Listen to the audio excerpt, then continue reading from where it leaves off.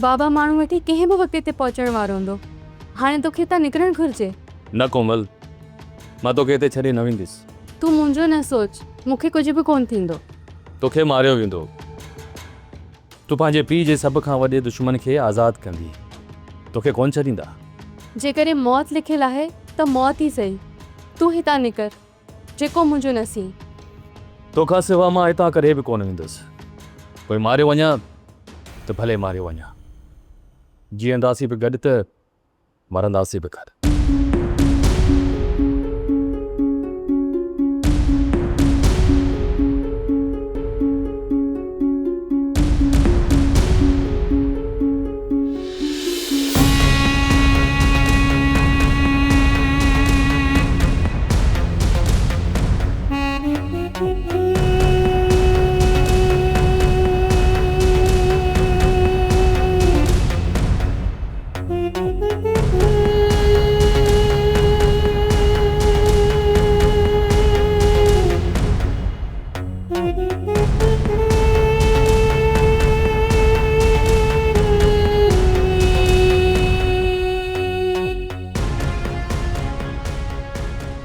न छोकरी आ न चाकर आ, सॼे घर में ॻोल्हे आई आहियां पर न काॾे हलिया विया।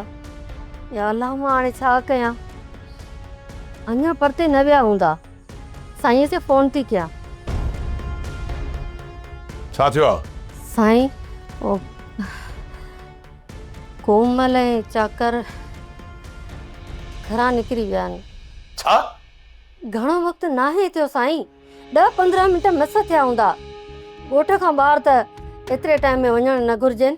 जेकॾहिं ॻोठ खां ॿाहिरि निकिरी विया न त मुंहिंजी बदनामी जो सबबु बणिबा।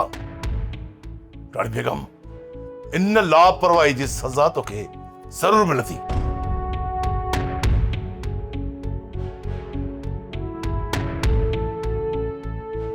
या अल्लाह, तू ख़ैर कजांइ। कोई भारत कोमल हित छा करे छॾियो। सब्सक्राइब कयो असांजो official YouTube channel Sindh TV HD drama ऐं वधीक अपडेट लाइ बेल आइकन खे क्लिक करियो।